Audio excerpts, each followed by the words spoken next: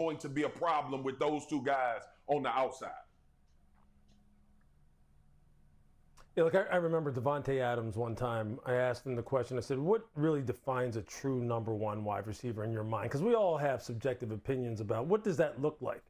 And so quite honestly, George has exactly the characteristic that Davante had told me at that time, which is a guy who can line up outside the numbers where the boundary is right there. So he doesn't have the whole middle of the field to work with. He is literally confined to a tight space.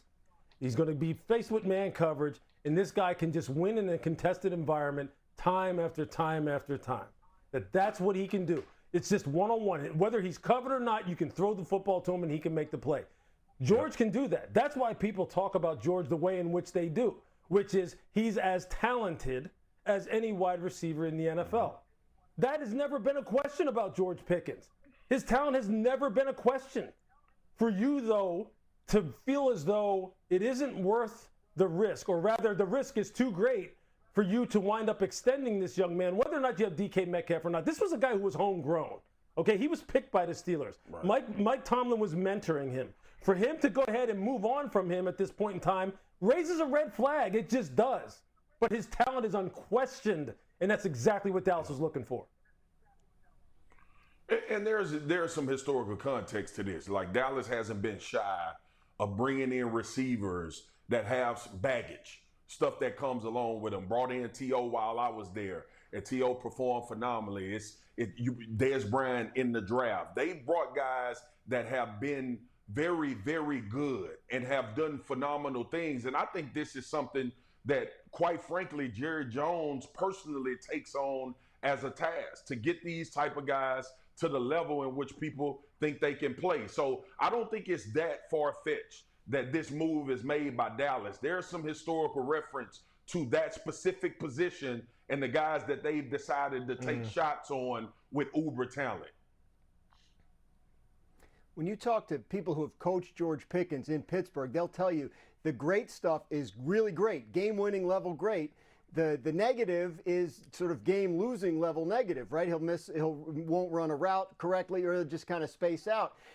Again, just 24. I will point out, and Dallas would point this out, this will be the best quarterback he's ever played with, the best, probably the best leader at the quarterback position that he's ever played with. And the structure around him, with CeeDee Lamb there as the clear number one, I think they feel like is going to be good in terms of getting the absolute best out of George Pickens, which, as you guys point out, can be exceptional. And to add to all of this, he is motivated. He has 1 year left on his contract. That plays a huge conversation here as we continue to talk about the offseason for the Cowboys. Let's bring Shefty back here. Let's talk about the quarterback here. We saw Dak Prescott's season come to a quick end in the fall due to a hamstring injury that required surgery. What are the expectations for Dak, a healthy Dak, at the start of the season? Well, Kevin, he's okay, and he's going to be okay for the start of the season without question. I think if the Dallas Cowboys had a game coming up at the start of training camp, he would be ready for it, undoubtedly. He's healed from that injury. He is where they want him to be, and they are moving in a direction that makes them think that he will be ready to start training camp and to start the season. So that's good news for the Dallas Cowboys. Dak can begin working that chemistry with George Pickens, Javonte Williams, and the new members of this new-look Dallas offense. Okay, I mentioned contract, and when you talk about contracts and that final year, it hangs over the Cowboys. What's the status of a new deal for Micah Parsons now in Big D? Well, what's interesting here, as it pertains to today, is that Micah Parsons is represented by David Mulgeta. And we heard Jerry Jones at the league meeting in March and April talk about the fact that he didn't know who Micah Parsons' agent was, despite the fact that David Mulgeta is one of the most prominent agents in the National Football League and maybe sports. But David Mulgeta represents Micah Parsons and George Pickens. So if Jerry Jones didn't know his name before, he's certainly going to know it now, because he represents two priority free agents for the Dallas Cowboys. And the Cowboys have been talking to Micah Parsons, and both sides want to try to move forward to get a deal done. And the expectation and belief continues to be that they will get a deal done, but no deal as of yet, Kevin. Shefty, good context. We're going to come back and talk about the Steelers in a moment, but I do want to address this one thing now. Marcus, you know, the dust has settled a little bit. You feel really good about this trade, but when you look at the division, the NFC East, the NFC Championship game featured the Eagles and the Commanders. Yep. How close are the Cowboys now to being a playoff contender after this trade in your mind?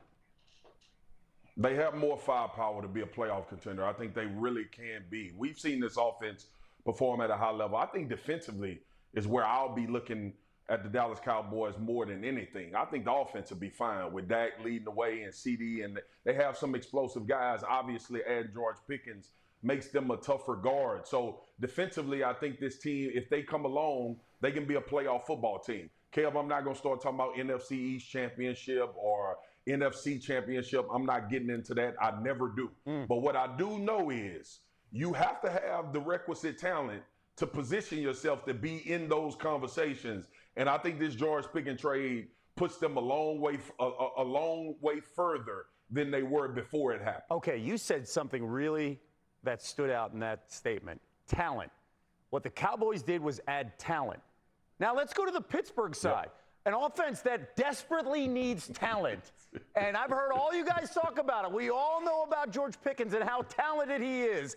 How do we feel about the Steelers that desperately needs talent on offense, and they're okay letting George Pickens go for a third-round pick for an asset that's not going to help this year's team? Marcus, how do we feel about the Steelers now? I mean, TBD, unknown,